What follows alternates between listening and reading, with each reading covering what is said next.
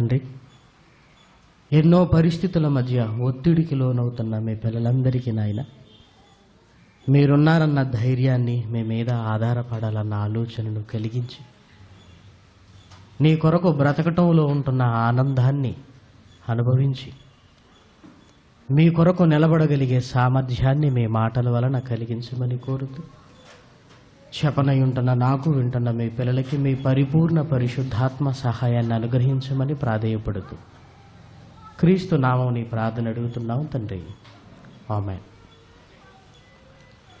ప్రియమైన దేవుని వర్లారా, దేవుని మహాకృపను బట్టి మరి ఒక ఈ నెలలో చక్కటి వాతావరణంలో దేవుడు మనల్ని కూర్చోబెట్టి ఇప్పటి వరకు చక్కటి మాటలను వినిపించిన మన కన్న తండ్రి అయిన దేవునికి క్రీస్తు పేర కృతజ్ఞతాస్తుతులు చెల్లిస్తూ వేదికను అలంకరించిన దైవజనులందరికీ దేవుని మాటల పట్ల ప్రేమతో ఆసక్తి కలిగి వచ్చిన మీ అందరికీ కూడా క్రీస్తు పేర శుభములు వందనములు తెలుపుకుంటూ మొదటి పాఠముగా సాతాను శోధనలో భాగంగా వాడు మనిషిపై మనోవేదనను తన తంత్రంగా వాడుకోబోతున్నాడనే ఒక అద్భుతమైన ఆలోచన. ఈరోజు పరిస్థితులలో మానవ జీవితంలో మనిషికి ఎదురయ్యే పరిస్థితులు, సంఘటనలు, ఆయా సందర్భాలు, ఇవన్నింటిని బట్టి మనిషి మనసు నలిగిపోయే స్థితిలోనికి వెళ్ళి మనిషికి మనోదుఖం అనేది ప్రారంభమవుతుంది. ఏదైనా కష్టం కలిగించినప్పుడు కన్నీరుతో కాసేపు ఏడ్చి మనం ఊరుకోగలమేమో, కానీ మనోదుఖం అనేది కాసేపు ఏడ్చి ఊరుకొని మరిచిపోయేదిలా లేదు. ఏదో ఒక సంఘటన మనిషి మనసును తొలుస్తుండటం, ఎంత మరిచిపోవాలన్నా ఆ ఆలోచనలే మనల్ని చుట్టుముట్టడం, క్రమక్రమంగా మన మనసు మన స్వాధీనములో ఉండకుండా మనసుపై పట్టును కోల్పోవటం, దానితో మన మానసికమైన ఆరోగ్యం ప్రభావితమై చివరికి ఓ భయంకరమైన రోగంతో మనిషి జీవితాంతం కుమిలిపోయే పరిస్థితులు ఈరోజు ప్రపంచంలో ఎక్కువగా కనపడుతున్నాయి. రోగాలను 2 రకాలుగా విభజిస్తే, మొదటిది శరీరానికి వచ్చే రోగాలు, రెండవది మనసుకు వచ్చే రోగాలు. వాటిని ఏమంటారంటే మానసికమైన రోగాలు. శరీరానికి వచ్చే రోగాలకు మందులున్నవేమో, కానీ మానసికమైన రోగాలకు మందులు లేవు. ఇప్పటికే ఈ మానసికమైన రోగాలు సుమారుగా 1000కి పైగా ఉన్నవని ఒక అంచనా. అంటే మనసులో మొదలైన ఒక సంఘర్షణ ఒక రోగానికి దారితీసే ఈ పరిస్థితులు మనిషి ఎన్ని రోగాల బారిన పడే అవకాశం ఉందంటే ప్రస్తుతానికి సుమారు 1000 రోగాలు అని ఒక అంచనా. అసలు ఈ మానసికమైన వేదన ఎందుకు ప్రారంభమవుతుంది? నిజంగా ఈ సమస్యతో నేను బాధపడుతున్నానని ఎదుటి వారితో చెప్పినా అర్థం చేసుకోలేని లక్షణాలు మరి ఈ స్థితిలో మనకు కనపడుతుంటాయి. జనగామ సెమినార్లో ఉన్నప్పుడు ఒక డాక్టర్ గారు వచ్చారు, మీతో మాట్లాడాలి అన్నాడు. నిజంగా ప్రియమైన వారలారా, ఎవరైనా సరే మీతో పర్సనల్గా మాట్లాడాలి అనగానే భయం అవుతుంది ప్రియమైన వారలారా. ఎందుకు చెప్పమంటారా? ఏ సమస్యతో వారి జీవితం ఉక్కిరిబిక్కిరవుతుందో, ఏం వినవలసి వస్తుందో. ఏమంటే 21 సంవత్సరాల నుంచి ఈ సమస్య నేను ఎదుర్కొంటున్నాను. నా కుమారుడు భయంకరమైన మానసికమైన రోగంతో బాధపడుతున్నాడు. ఈరోజు నేను మీతో మాట్లాడుతున్నాను కదా, నిన్నటి దినమే ఇల్లంతా చిందర వందర చేశాడు, నన్ను వాళ్ళ అమ్మగారిని కొట్టేశాడు, చాలా కోపం వచ్చింది. మళ్ళీ ఒక అరగంట తర్వాత, అయ్యో నాన్న నేను మిమ్మల్ని కొట్టానా నాన్న, నేనెందుకు ఇక తల్లిదండ్రులను కొట్టినా, నా బ్రతుకెందుకు, నేను చచ్చిపోతాను నాన్న అంటున్నాడు. ఆ క్షణములో వాడిని చూసినప్పుడు కోపం వస్తుంది. ఒక అరగంట తర్వాత మామూలు మనిషి అయి మళ్ళీ మమ్మల్ని కొట్టాడని వాడు తెలుసుకొని మళ్ళీ బాధపడుతున్నాడు. వాడిని చూస్తే జాలి కలుగుతుందండి. 21 సంవత్సరాలు నేను భరించాను. ఒక డాక్టర్గా దీనికి మందులు లేవన్న సంగతి నాకు తెలుసు. కానీ దేవుడి దగ్గర ఏ మందు లేకుండా మాత్రం ఎందుకు ఉంటుంది? ఒక డాక్టర్గా నాకు నమ్మకాలు లేవు, కానీ ఒక విశ్వాసిగా నాకున్న నమ్మకం ఏంటంటే మనం నమ్మిన దేవుడు గొప్పవాడు కదండి, ఆయన చేయగలడన్న నమ్మకం నాకు ఉంది. ఏంటి అంటే ఒక మానసికమైన రోగం. ఎందుకు వచ్చింది అని దీని ప్రారంభాన్ని ఆలోచిస్తే దేని గురించో ఎక్కువగా ఆలోచించాడు, దేని గురించో ఎక్కువగా మదన పడుతున్నాడు. అదే ప్రారంభం. నిజంగా ఆ పరిస్థితిని ఆ తండ్రి 21 సంవత్సరాల తన కష్టాన్ని చెప్పుకుంటున్నప్పుడు ఎలాంటి పరిస్థితుల మధ్య దేవుని పిల్లలు వెళ్ళిపోతున్నారు అనిపిస్తుంది.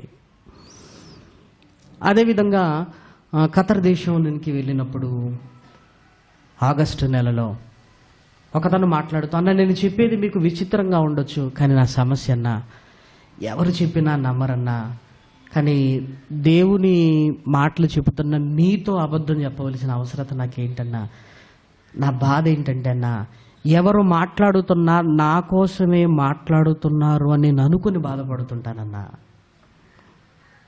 ఏ ఇద్దరు మాట్లాడుకున్నా దీనివల్ల నాకెంతో డిప్రెషన్లోనికి వెళుతున్నాను. నా గురించే మాట్లాడుకుంటున్నారా అని నేను ఆలోచిస్తున్నాను. ఆ ఆలోచనలో నిద్రపడటం లేదు. ఆ ఆలోచనల వల్ల ఇదిగో నా జ్ఞాపక శక్తిని నేను కోల్పోతున్నాను. ఒక దశలోనికి రాగానే నేనేం చేస్తున్నా నాకు తెలియదు. ఇది నాపై తీవ్రంగా ఉందన్న, తీవ్రంగా ఉంది. ఎవరు నవ్వుకుంటున్నా నా గురించే మాట్లాడుకొని నవ్వుకుంటున్నారు అనే ఒక భావన నాలో డెవలప్ అయింది. నన్ను చూసే ఏదో మాట్లాడుకుంటున్నారు అని, నన్ను కాదులే నేను అనుకున్నా నేను ఉండలేకపోతున్నాను. ఇది ఒక భయంకరమైన ఓ సమస్యగా నా జీవితంలోనికి వచ్చింది. ఎంతోమందికి నేను చెప్పానన్నా, ఇదో సమస్య అని కొట్టుపడేశారే తప్ప నన్ను అర్థం చేసుకోవటం లేదని బాధపడుతున్నాడండి ఒక యవన కాలంలో ఉంటున్న ఒక వ్యక్తి. ఎక్కడ జరుగుతుందంటే ఆ ఒత్తిడి మనసుపై ఆ ఒత్తిడి ప్రభావం కనపడుతుంది. దానినే డిప్రెషన్ అంటుంటాం. డాక్టర్లు కూడా ఈ మధ్యకాలంలో ఎప్పటి నుంచో చెబుతున్న మాట ఏంటో తెలుసా, మీరు ఆలోచించొద్దండి అంటారా. ఎందుకు ఆలోచించొద్దు అంటున్నారంటే ఆ డిప్రెషన్ ఆలోచన వల్లే మొదలవుతుంది. ఇంకా ఎన్నో సంఘటనలు మన మనసుపై చెరగని ముద్రలు వేసుకొని వాటిని మన మనసులో నుంచి తొలగించుకోకపోవటం వల్ల నెమ్మదిగా భయంకరమైన బాధలోనికి వెళ్ళే పరిస్థితులు. ఒక స్త్రీ అంటుంది, ఏమోనండి నా కుటుంబం నన్ను సరిగా ప్రేమించటం లేదు, మా అత్తగారు నన్ను సరిగా చూసుకోవటం లేదు, నా కోడలు నన్ను సరిగా చూసుకోవటం లేదు, నన్ను చూసుకోవటం లేదని ఈ ఆలోచన ఎక్కువైపోతుంది. ఈ ఆలోచన ఎప్పుడైతే ఎక్కువైపోతుందో తద్వారా మానసిక సమతుల్యతను మనం కోల్పోతుంటాం. ఆలోచన రాగానే ఆలోచన తీసివేయగలిగితే మళ్ళీ అది రావటానికి కష్టం. కానీ కొన్ని దినాలు ఆలోచన మన మనసులో నలిగిపోతుందంటే మాత్రం ఖచ్చితంగా ఆలోచన మనల్ని మనోదుఖం వైపుకు నడిపిస్తుంది. మనోదుఖం వైపుకు. ఈరోజు ఎక్కువ మంది బాధపడుతున్న ఈ సమస్య, ఈ ఆలోచనలు, పరిస్థితులు వేరైనా, సందర్భాలు వేరైనా చివరికి తమను తాము కూడా గుర్తించుకోలేనంత భయంకరమైన స్థితిలోనికి వెళ్ళిపోయి చివరికి ఒక పిచ్చివారిగానో, చివరికి ఇంట్లో నుంచి బయటికి వచ్చి రోడ్ల మీద వస్త్రాలు తీసివేసి కనపడే స్థితిలోనికి ఈ ఆలోచనలు మనిషిని తీసుకుని వెళుతున్నాయి. డాక్టర్లు స్కిజోఫోనియా అని ఇంకా ఎన్నో రకరకాల పేర్లు పెట్టిన మనిషిలో ఒకటి జరుగుతుంది అంటే ఆ మనిషిలో ఎందుకు జరుగుతుంది, మానవాళిపై ఎవరి ప్రభావం ఉంది అని మనం ఆలోచించాలి. ఎవరి ప్రభావం ఉంది మానవాళిపై? చివరికి మనిషిని తానెవరో తాను గుర్తుపట్టుకోలేనంత స్థితిలోనికి తీసుకుని వెళ్ళటం వల్ల ఎవరికి లాభం కలుగుతుంది? దీని వెనుక ఎవరి హస్తం ఉంది? మనల్ని ఆలోచన సముద్రములోనికి తీసుకుని వెళ్ళి ఆ సముద్రములో మనల్ని వదిలేస్తే ఒడ్డుకు చేరకుండా మునిగి ఆ దుఃఖ సాగరంలోనే చచ్చిపోయే స్థితిలోనికి మనల్ని ఎవరు ప్రేరేపిస్తున్నారు? ఒక స్త్రీ, ఏమోనండి, నా పక్కన ఎవరైనా ఉంటే దేనితోనైనా నేను కొడతానేమో అనే భయం అండి నాకు. భర్తను కూడా కాస్త మీరు దూరంగా ఉండండి. ఎందుకమ్మా అంటే, ఏమోనండి, నేను కొడతానేమో అన్న భయం నాలో ఉంది. నేను కొడతానేమోనండి, నేను కొడతానేమో. చూసారా పరిస్థితులు? చివరికి ఒక వెలుతురంటే భయం, చివరికి ఒక చీకటంటే భయం. సాధారణమైన విషయాలకు కూడా అతిగా భయపడే పరిస్థితులలోనికి వెళ్ళటం. ఆత్మీయులను కోల్పోయినప్పుడు, తదేకంగా ఆలోచిస్తున్నప్పుడు, ఈ ఆలోచనలు ఒక కొలిక్కి రాక, మన మనసును మనం సముదాయించుకోలేక, అయ్యో నా జీవితంలో ఇది జరిగిపోయింది కదా, ఇంకా ఎలా ఎలా ఎలా ఎలా నెమ్మదిగా ఒంటరితనాన్ని ఇష్టపడటం, ఆ ఒంటరితనంలో ఎక్కువగా ఆలోచించటం. మనల్ని ప్రేమించేవారే మనల్ని కాదు అనుకున్నప్పుడు ఎందుకు నన్ను ఇలా చేశారు అని మళ్ళీ మళ్ళీ మళ్ళీ మళ్ళీ ఆలోచించటం. మనుషులు ఇంతే కదా అనుకోవటం కంటే, ఎవరు మోసం చేసినా చేయకపోయినా, ఇదిగో ఇతన్ని నేను నమ్మాను కదా, నమ్మిన వాడే నన్ను ఇంత మాట అంటాడని ఆ మాటనే మనసులో పెట్టుకోవటం, తదేకంగా ఆలోచించటం. ఏమంటే అసలు విచిత్రం ఏంటంటే, ప్రతి వ్యక్తిలో ఈ మనోవ్యాధికి సంబంధించిన మూలాలు కనపడటం సహజం అండి. ఏమంటే ఒకరి సమస్య ఒకరికి చిన్నది కావచ్చు, కానీ మన మనసు ఎలాంటిదంటే, ఏదో ఒక సమస్యతో మనం బాధపడుతుంటాం. ఏదో ఒక సమస్య. ఇంత చదువుకున్నాను, ఇంకా నేను జీవితంలో సెటిల్ అవ్వలేదన్న ఆలోచన కావచ్చు. ఏంటి, కోరుకున్న అమ్మాయిని పెళ్లి చేసుకోలేకపోయాను, నా జీవితం ఏంటి అని లోపల ఎవరికి చెప్పకుండా నేను నెమ్మదిగా అదొక బాధ కలగటం. ఇవన్నీ మనుషుల్లో మూలాలుగా ఉంటున్నాయి. వెంటనే తొలగించుకోవటం వల్ల సమస్య పరిష్కారం అవుతుంది, కానీ ఆ మూలాలను మళ్ళీ రేపి వాటికి జీవాన్నిచ్చి ఒక వృక్షంగా మార్చి చివరికి మన మనసునే మన ఆధీనము లేకుండా చేసే ఓ భయంకరమైన పరిస్థితి. పోనీ లోకంలో ఉంటున్న ఈ సందర్భాల కంటే బైబిల్లోనికి వెళ్ళి ఈ సమస్య ఎవరికైనా ఉందా, ఈ సమస్య రావటానికి గల కారణాలేంటో బైబిల్ గ్రంథంలోనికి వెళ్ళి మనం విశ్లేషించుకోగలిగితే, సమూయేలు మొదటి గ్రంథము,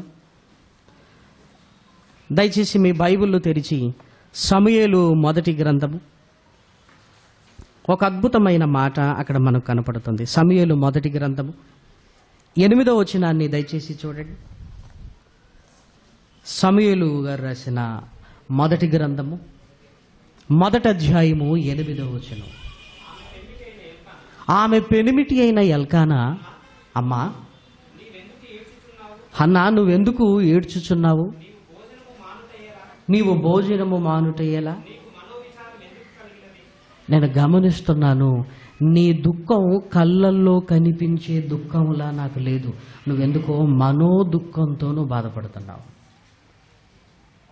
మనో దుఃఖము. నువ్వెందుకు మనో దుఃఖంతో బాధపడుతున్నావు అంటే, ఈ మనో దుఃఖము ప్రారంభానికి ముందు లక్షణాలు ఏంటంటే, ముందు భోజనము మానేస్తాం, ఆకలి కనిపించదు, తినాలనిపించదు, ఎవరితోనూ కలిసి ఉండాలని అనిపించదు. మనం ఏమంటారంటే, ఒరే నన్ను ఒంటరిగా వదిలేయండి, భోంచేయచ్చురా అంటే నాకు భోజనం తినాలని లేదు. విచారంతో ఉన్నవాడు కళ్ళల్లో కన్నీరుతో ఏడవలసిన అవసరం లేదు. హన్నా నేను గమనిస్తున్నాను, నువ్వెందుకు అలా ఉంటున్నావు? ఒకవేళ నా ఆలోచన కరెక్ట్ అయితే, నువ్వు ఎందుకు మనోదుఖంతో ఉన్నావో నా ఆలోచన కరెక్ట్ అయితే అని ఒక మాట అంటున్నట్టండి క్రింద. 10 మంది కుమారుల కంటే నేను నీకు విశేషమైన వాడను కానా? పిల్లలు లేరనే కదా నీ బాధ. ఒకవేళ అదే బాధ నీకు కలుగుతుంటే, నేను 10 మంది కుమారుల కంటే శ్రేష్ఠుడను కానా? నేనున్నాను కదా నీకు హన్నా, నేనున్నాను కదా. ఒక భార్య మనోదుఖాన్ని అర్థం చేసుకున్న భర్త మాట్లాడుతున్న మాటలు. ఏమంటే హన్నా గారికి ఎందుకు దుఃఖం ప్రారంభమైంది? తనకు వివాహమైన పిల్లలు లేరు. ఏమంటే పిల్లలు లేనంత మాత్రాన మనోదుఖంలోనికి వెళ్ళిపోతారంటే, ఏమంటే ఎవరి జీవితాలలో వారికి పిల్లలు లేనంత మాత్రాన బాధ ఏమి ఉండదండి. కానీ బాధ ఎక్కడి నుంచి ప్రారంభం అవుతుందంటే, మనం తెచ్చుకునే బాధలన్నీ బయట నుంచి ప్రారంభమై మనలో మొదలవుతాయి. ఎక్కడికైనా వెళ్ళామనుకోండి, ఎంతమంది పిల్లలండి? ఆ మాట వినగానే పిల్లలు లేరండి. పోనీ లేరు అనగానే వదిలేస్తారా ఈ సమాజం? లేరా? లేకపోవటం ఎందుకండి? ఎందుకంటే వీళ్ళు డాక్టర్లు కదా మనకు సలహాలు ఇవ్వడానికి. వివాహం ఎంతకాలం అయిందండి? 5 సంవత్సరాలు. 5? మంచి డాక్టర్ని ఏమైనా కలవలేకపోయారా? పోనీ నాకు తెలిసిన డాక్టర్ దగ్గరికి నేను తీసుకెళ్తాను, మీరు వస్తారా? ఇంకా నయం, నేనే ట్రీట్మెంట్ చేస్తానని లేదు. ఆ ప్రశ్నలే మనిషిని కృంగదీస్తుంటాయి ప్రియమైన వారులారా. అడిగిన వారు, ఏమంటే గర్భఫలము దేవుడిచ్చు బహుమానం. అబ్రహాముకు 100 సంవత్సరాలప్పుడు ఇస్సాకునిచ్చాడట. 5 ఏళ్లే కదండి, 5 కదా. దేవుడు తప్పకుండా మీకు ఇస్తాడండి అనే ధైర్యాన్ని చెప్పడానికి బదులు ఏం చేస్తారంటే, ఎప్పుడు మనుషుల మాట మనిషిని కృంగదీసే మాటలే. క్రమక్రమంగా విందులకు వినోదాలకు వెళ్ళాలని అనిపించదు మనకి. ఎందుకు? ఎవరు కలిసినా ఏ ప్రశ్న అడుగుతున్నారు? ఇదే ప్రశ్న, నేను ఎందుకు వెళ్ళాలి? తద్వారా ఒంటరిగా కూర్చోవటం. వాళ్ళు అడిగిన ప్రశ్నలు అంతటితో ఆగిపోక మన మనస్సును మనమే ఆ ప్రశ్నలతో కృంగదీసుకోవడం. చూసారా? నెమ్మదిగా మొదలైన ఆ బాధ తీవ్రమైపోవటం నెమ్మదిగా. ఏమంటే ఎల్కానా గమనిస్తున్నాడండి, ఏమ్మా భోజనం ఎందుకు చేయట్లేదు నువ్వు? ఏమంటే ఈ మనోదుఖము కలిగిన వారు భోజనానికి దూరం అవుతారు, నిద్రకు దూరం అవుతారు. తదేకంగా ఆలోచించి మనసు మీద ఒత్తిడి పెరగటం వల్ల చివరికి మనోవేదన, మనోదుఖము, ఆ దుఃఖము తారాస్థాయికి చేరటం వల్ల మన మనసు సమతుల్యతను కోల్పోతుంది. అంటే బైబిల్ గ్రంథంలో కూడా ఈ మనోదుఖముతో బాధపడిన వారు మనకు కనపడుతున్నారు. ఇక్కడ ఇష్యూ అయితే వివాహము తర్వాత పిల్లలు లేకపోవటం. అంటే మనకు పిల్లలు లేకపోవటం వల్ల మనకు బాధ ఉండదు, కానీ సమాజం అడిగే ప్రశ్నలకు సమాధానము చెప్పుకోలేకపోవటం వల్ల ఒక బాధ మనలో మొదలవుతుంది ప్రియమైన వారులారా. ఒక బాధ. ఈరోజు చాలామంది బాధపడుతుంటారు. మానసికమైన వేదన. ఏంటమ్మా, ఏ కష్టం వచ్చింది నీకు? ఏ కష్టం వచ్చింది? దుఃఖపడుతూ ఉంటారు. దానికి ఓదార్పు పొందనొల్లకపోవటం వల్ల ఏం జరుగుతుందంటే, ఆ దుఃఖము ఎక్కువ కాలము మనసులో నలిగిపోతూ బయటికి మనకు కనిపించకపోయినా ఆ దుఃఖము మనసుకు సంబంధించింది కనుక నానాటికి ఒత్తిడి పెరిగి ఓ మానసికమైన వ్యాధిలోనికి వెళ్ళిపోతాం. ఇంకా మీరు చూడగలిగితే దానియేలు గ్రంథము 2వ అధ్యాయము 29వ వచనం. దానియేలు గ్రంథము 2వ అధ్యాయము 29వ వచనాన్ని దయచేసి చూడండి. రాజా, ప్రస్తుత కాలము గడిచిన పిమ్మట ఏమి జరుగునో అనుకొని తాము పడక మీద పరుండి మనోచింత గలవారై ఉండగా, పడక మీద పడుకోవడానికి ఇష్టపడుతున్న నెబుకద్నెజర్ గారికి నిద్ర పట్టడం లేదు. నిద్ర పట్టడం లేదండి. ఎందుకు నిద్ర పట్టడం లేదంటే ఆయనకి ఎలాంటి ఆలోచన వచ్చిందంటే, ప్రస్తుత కాలము గడిచిన పిమ్మట ఏం జరుగుతుందో, అంటే ఆయనకు భవిష్యత్తు ఏం జరుగుతుందో తెలియాలి. ఏం జరుగుతుందో ఏమండి, తెలియని దానిని గురించి తాను తెలుసుకోవాలన్న ఆలోచన ఎప్పుడైతే మొదలైందో అది మనోచింతకు వెళ్ళిపోయింది. మనోచింత, బాధపడుతున్నాడు. ఏం జరుగుతుంది. ఎక్కువ ఆలోచనలు మనిషికి భవిష్యత్తు మీదనే ఉంటాయి. ఏమండి, నాకు 4 ఆడపిల్లలండి. అయితే ఏంటి, నాకు 4 ఆడపిల్లలండి. ఎందుకు అంత దయానీయంగా మాట్లాడుతున్నావు? ఆడపిల్లలు అయితే దేవుని పిల్లలు కాదా? వాళ్ళను ఆడపిల్లలు అనుకున్నావు గనక నీకు మనోచింత ప్రారంభమైంది. వారు దేవుని పిల్లలు అనుకుంటే నువ్వు ధైర్యంగా ఉండగలవు. నా ఉద్దేశం అది కాదండి. ఏదంటే నీ ఉద్దేశం? వీళ్ళకు పెళ్ళిళ్ళు, వీళ్ళ భవిష్యత్తు, ఎలాంటి భర్తలు వస్తారు, వీళ్ళు ఎలా ఉంటారు. ఎందుకు అంత సుదీర్ఘంగా ఆలోచించాం? ఎందుకు అంత దీర్ఘంగా? ఎలా ఉండమంటారండి? పిల్లలు ఎదిగారండి. నా పిల్లలు ఎదిగి నా కళ్ళ ముందు కనపడుతున్నారు. వాళ్ళ భవిష్యత్తు ఎలా ఉంటుందో వాళ్ళ భవిష్యత్తు, ఆ భవిష్యత్తు ఎలా ఉంటుందో అని మనం అనుకుంటున్నప్పుడు, ఇరుగు పొరుగు వాళ్ళ పిల్లల భవిష్యత్తు ఇలా జరిగింది, అలా జరిగింది అనేసరికి అమ్మో, మరి నా కూతురు భవిష్యత్తు ఎలా ఉంటుందో, మనోవేదన, బాధ. ఏమండి, ఆ ఒక్క కూతురు విషయంలోనే అలా జరిగిందని వాళ్ళు బాధపడుతుంటే 4 పిల్లల విషయంలో ఏం చేయాలండి? ఈరోజు ఒక సగటు తల్లిదండ్రులకు కలిగే మనోవేదన పిల్లలను చూసుకుంటూ బాధపడుతున్నారండి. పిల్లలను చూసుకుంటూ. చదువుకున్నాడండి కొడుకు, ఉద్యోగ ప్రయత్నాలు ఎన్ని రాశాడండి. కానీ ఏ ఉద్యోగం ఇంతవరకు వాడికి రాలేదు. మేము రాయమని చెబుతున్నాం, చివరికి వాడి మీద వాడికే నమ్మకం కోల్పోయింది. నేనేమీ రాయనంటున్నాడు, ఇంట్లో నుంచి బయటకు రావట్లేదు. ఎదిగిన కొడుకు భవిష్యత్తు ఏమైపోతుందో అనే ఆలోచన. చూసారా ఎంత దూరం మనం ఆలోచిస్తున్నామంటే భవిష్యత్తును గురించిన బెంగే ఈరోజు ఎక్కువ మందికి మానసికమైన బాధ మనసులో మొదలవటానికి కారణం. ఏమంటే ఒక రాజుకు కూడా ఈ బాధ తప్పలేదండి. రాజా, మీరు మనోచింత కలిగిన వారై ఉన్నారు కదా. ఎందుకు మీ చింత అంటే, మీరు భవిష్యత్తును గురించి ఆలోచించటం ప్రారంభించారు.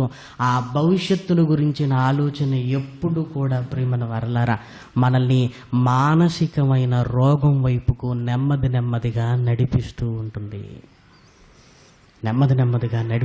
ప్రియమైన వారలారా, ఒక రాజు కూడా దీనికి అతీతుడు కాడన్నట్టుగా మనకు కనపడుతుంది. చూడండి, ఇంకా బైబిల్ గ్రంథంలోనికి వెళ్ళి చూడగలిగితే నిర్గమాకాండము 6వ అధ్యాయము 9వ వచనాన్ని దయచేసి చూడండి. నిర్గమాకాండము 6వ అధ్యాయము 9వ వచనం. అయితే వారు మనోవ్యాకులమును బట్టి, కఠిన దాసత్వమును బట్టి మోషే మాట వినరైరి. మనోవ్యాకులం ఇశ్రాయేలీలకి, ఎందుకంటే వాళ్ళ పరిస్థితులు బాగలేవు. ఫరో కొరకు పట్టణాలను కట్టాలి, ఇటుకలను తయారు చేయాలి, ఆ ఇటుకలను కాల్చాలి. ఉదయం లేచిన దగ్గర నుంచి సాయంకాలము చీకటి పడేంత వరకు ఒళ్ళు హూనమైనట్టుగా పని చేయాలి. ఎప్పుడైతే ఆ పని వల్ల, ఆ బాధ వల్ల ఏం జరిగిందంటే మనోవ్యాకులము ప్రారంభమైంది. ఏమంటే మన స్థితిగతులు, ఏమండి ఎంతకాలం పనిచేసినా ఓ ఇల్లు కట్టుకోలేకపోయానండి, ఇక ముందు కట్టుకుంటానన్న నమ్మకం కూడా నాకు లేదు. ఏమండి, నా పరిస్థితులు నిజంగా మీరు నమ్ముతారో లేదండి, ఇంట్లో కనీసం ఉపయోగపడే వస్తువు ఒకటి లేదండి. ఏంటో ఇప్పుడే నేనున్నప్పుడే నా పరిస్థితి ఇలా ఉంటే, ఏదైనా జరిగి నేను వెళ్ళిపోతే నా పిల్లలు ఏమవ్వాలి? పనులను బట్టి, ఎదగలేకపోవటాన్ని బట్టి, తన స్థితిలో మార్పు లేకపోవటాన్ని బట్టి, కష్టాల మీద కష్టాలు వచ్చి పడుతుండటాన్ని బట్టి, అమ్మయ్య ఒకటి పోయిందనగానే మరొకటి పడుతుంది, ఒకటి పోయిందనగానే మరొకటి వస్తుంది. ఉక్కిరి బిక్కిరి అయిపోవటం వల్ల నాకే ఎందుకు ఇలా జరుగుతుంది, నాకే ఎందుకు ఇక నేను కోలుకోలేనండి, ఇక నా పని అయిపోయిందండి, నా పని అయిపోయింది. ఏం చేయమంటారండి? ఒక్కడి సంపాదన కుటుంబం అంతా బ్రతకాలంటే నాకు కూడా ఓపిక లేదండి. ఆ కష్టాలకు కన్నీళ్లకు, పిల్లలు స్కూల్ ఫీజు కట్టాలి నాన్న అంటే ఏం చెప్పాలో అర్థం కాక, భార్య సరుకులు నిండుకున్నాయి అనగానే ఏం చెప్పాలో అర్థం కాక, పిల్లలకు కూడా భోజనం పెట్టలేని స్థితిలో నేనున్నానని ఒక తండ్రి తనకున్న స్థితిగతులను బట్టి మానసికమైన వ్యాధిలోనికి వెళ్ళిపోతాడు. ప్రేమను వారలారా, ఎంతకాలం ఈ బాధ నేను భరించాలి? ఎంతకాలం? నన్ను ప్రేమించరా? నన్ను బాధ చూసుకోరా? నా కోడలకు కూడా నేను ఒక అమ్మలా కనిపించటం లేనా? ఏంటి మా అత్తగారు నన్ను అలా ఎందుకు చూస్తుంది? స్థితిగతులు. అన్నం పెట్టుకోవాలంటే కూడా ఆమె పర్మిషన్ ఇవ్వాలా? నా కూతురే కదా నాకు భోజనం పెడుతుంది అనుకున్నప్పుడు అసలు నన్ను పట్టించుకోవటం లేదెందుకు? కనీసం ఆకలైందా అని కూడా అడగటం లేదెందుకు? మానసికమైన బాధ. ఏదంటే బాగున్నావంటే బాగున్నావంటాం, కానీ ఒక్కసారి కూర్చోబెట్టి నిజంగా బాగున్నావంటే నిజమంతా బయటకు గక్కుతామండి మనం. మరి నవ్వుకుంటున్నాం కదండి అంటే నవ్వు కూడా తలుపులు వేసి తీసినట్లుగా పెదాలను మూసి తీరుస్తున్నాం, అంతే తేడా. కానీ మనసులో పెద్ద బాధను గుండెల్లో పెట్టుకున్నాం. ప్రేమన వారలారా, ఏదో ఒక రకమైన ఏదో ఒంటరితనం, నన్నెవరూ ప్రేమించటం లేదు, నన్నెవరూ గుర్తించటం లేదు, ఇక నా జీవితం ఇంతే. ఇశ్రాయేలీలకు కూడా ఆ బాధ మొదలైంది. ప్రేమన వారలారా, వారు కఠిన దాస్యత్వములోనూ ఉండటం వల్ల వారికి మనోవ్యాకులం అయిపోయింది. శరీరానికి ఎంత ఒత్తిడైనా పర్వాలేదు, కానీ ఆ ఒత్తిడి మనసు మీద పడుతుంటే ప్రభావం భావోద్వేగాల మీద పడుతుంది. మనల్ని మనం నియంత్రించుకోలేని స్థితిలోనికి వెళ్ళిపోతుంది. ప్రియమైన వారలారా, ఇదంతా ఎందుకు జరుగుతుంది? ఎందుకు మన ఆలోచనలు మన మీద పగపట్టినట్టుగా, చివరికి మన ఆలోచనలే మనల్ని కబలించేటట్టుగా, మన ఆలోచనల్లోనే అసలు మనమెవరమో మరిచిపోయినట్టుగా మనల్ని ఎవరు ప్రేరేపిస్తున్నారని ఆలోచించగలిగితే, ఏమంటే మనిషికి ఇదిగో మనిషి విరోధి కాదు, కానీ మనిషికి విరోధి అపవాది. ప్రియమైన వారలారా, ఏమంటే బైబిల్ గ్రంథంలోనికి వెళ్ళి లోతైన సంగతులను మనం ఎలా అనుకుంటున్నామో, దుష్టుడికి కూడా ఏమున్నాయని బైబిల్లో రాయబడిందో తెలుసా? సాతాను యొక్క గూఢమైన సంగతులు అని రాయబడింది. దయచేసి చూడండి, ప్రకటన గ్రంథంలో రాయబడిన ఆ మంచి మాట మీరు చూడగలిగితే, ప్రకటన గ్రంథము 2వ అధ్యాయము 24వ వచనం. ప్రకటన గ్రంథము 2వ అధ్యాయము 24వ వచనం. అయితే తుయతైరలో కడమవారైన మీతో, అనగా ఈ బోధను అంగీకరింపక సాతాను యొక్క గూఢమైన సంగతులను ఎరుగమని చెప్పుకొను వారితో నేను చెప్పునది ఏమనగా. ఏమంటే సాతానుకు కూడా గూఢమైన సంగతులున్నవి. పుట్టినట్లో ఏమని రాశాడో తెలుసా? అమ్మో, లోతైన సంగతులు అంటే లోతుల్లోనికి వెళితే ఇది వాడి శోధన అని అర్థం కానంత లోతుల్లో, మనం గుర్తుపట్టలేనంత స్థితిలో వాడు మనల్ని మోసగిస్తున్నాడు. సాతాను యొక్క గూఢమైన సంగతులు, సాతాను యొక్క గూఢమైన సంగతులు, గూఢమైనది అంటే ఈ మనోవేదనకు వాడేనా ప్రారంభం? వాడి వల్లనే ఇది జరుగుతుంది. పోనీ దీనికి సాతానుడే కారణమని దేన్ని బట్టి మనం అనుకోవాలి? మన మనసులో ఒక బాధను పెట్టడం వల్ల వాడికి ప్రయోజనం ఏంటి? మన మీద పగ సాధించడానికి వాడు ఎందుకు ఈ ఎత్తుగడను మన మీద ప్రయోగిస్తున్నాడో బైబిల్లోనికి వెళ్ళగలిగితే ముందుగా ఇది సాతాను ప్రేరేపణ అనేది మనకు అర్థం కావాలి ప్రియమైన వారలారా. దయచేసి మార్కు గారు రాసిన సువార్త 5వ అధ్యాయం, మార్కు గారు రాసిన సువార్త 5వ అధ్యాయం మొదటి 5 వచనాలను చూద్దాం.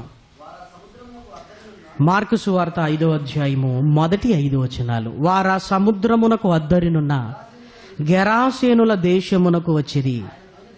ఆయన దోణి దిగగానే అపవిత్రాత్మ పట్టినవాడు ఒకడు సమాధులలో నుండి వచ్చి ఆయనకు ఎదురుపడెను. వాడు సమాధులలో వాసము చేసేవాడు.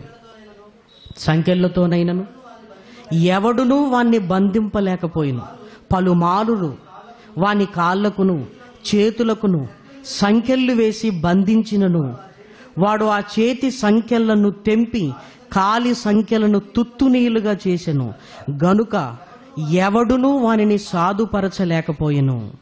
వాడు ఎల్లప్పుడూ రాత్రింబగళ్ళు సమాధులలోనూ కొండలలోనూ కేకలు వేయిచు తన్ను తాను రాళ్లతో గాయపరుచుకొను చుండెను. యేసుక్రీస్తుకు తారాసపడిన ఒక సంఘటన ప్రియమైన వారలారా. ఒకప్పుడు ఇంట్లోనే ఉండేవాడు, ఒకప్పుడు చక్కగా బట్టలు వేసుకునేవాడు, ఒకప్పుడు తన శరీరాన్ని కాపాడుకోవాలి అని జాగ్రత్త వహించినవాడే. కానీ ఆ స్థితిలో నుంచి ఏ స్థితిలోనికి వెళ్ళాడంటే ఇంట్లో నుంచి శ్మశానంలోనికి వెళ్ళిపోయాడు. తనను తాను గాయపరుచుకుంటున్నాడు, క్రూరంగా కనపడుతున్నాడు, సమాధులలోనే ఉంటున్నాడు. ఏమండి, ఎక్కడి నుంచి అతని ప్రయాణం ఎక్కడికి వెళ్ళిందో చూడండి. తన శరీరం మీద ఉన్న బట్టలు తీసి విసిరివేస్తున్నాడు, గాయపరుస్తున్నాడు, కేకలు వేస్తున్నాడు. ఎందుకండి ఒక మనిషి స్థితి ఇక్కడి వరకు వచ్చింది? ఏమంటే లోకంలో కూడా ఇలాంటి వాళ్ళు మనకు కనపడుతుంటారు. రైల్వే స్టేషన్లో కానివ్వండి, బస్ స్టాండ్లో కానివ్వండి కనపడుతుంటారు ప్రియమైన వారలారా. వాళ్ళు ఎందుకు అలా మారిపోయారు? పుట్టినప్పుడు బాగానే ఉన్నారు కదా, మరి ఏం జరిగింది? ఎక్కడి నుంచి వాళ్ళ పతనం అనేది ప్రారంభమైంది అని ఈరోజు జరుగుతున్న సంఘటనలను చూస్తుంటే ఎన్నో సంఘటనలు మన కళ్ళ ముందు కనపడుతుంటాయి. ఎన్నో సంఘటనలు. ముమ్మిడివరంలో మీటింగ్ ముగించుకొని సామర్లకోట రైల్వే స్టేషన్లో ఆ రోజు ట్రైన్ 1:30కి ఎక్కడానికి మేము వెళ్ళాం. ట్రైన్ లేటుగా ఉండటం వల్ల కాసేపు కూర్చొని మాట్లాడుకుంటున్నాం. నేను, సుధన్నయ్య మేమందరం మాట్లాడుకుంటున్నాం. ఒక ఆవిడ ఒక పిచ్చి పట్టిన స్థితిలో స్నానం లేకుండా మగవారు వేసుకుని ఒక షర్టు వేసుకొని ఏమో తన గురించి తానే గుర్తుపట్టుకోలేనంత స్థితిలో అక్కడ నిద్రపోక అటు ఇటు తిరుగుతున్నది ప్రేమన వారిలారా. నిజంగా మనం ఆలోచించం, కానీ ఒకప్పుడు ఆమె అలా ఉండేది కాదు. కానీ చివరికి ఆమె స్థితి ఏమైపోయిందంటే తానెవరో తాను గుర్తుపట్టుకోలేని స్థితి. యేసుక్రీస్తు బ్రతుకున్న కాలంలో ఈ సంఘటన చూస్తున్నప్పుడు కూడా మనకు అదే కనపడుతుంది. సమాధులలో ఉంటున్నాడు. ఒకరోజు సమాధులు అనగానే భయపడేవాడు, నాకేం భయం లేదన్నట్టుగా సమాధుల్లో తిరుగుతున్నాడు.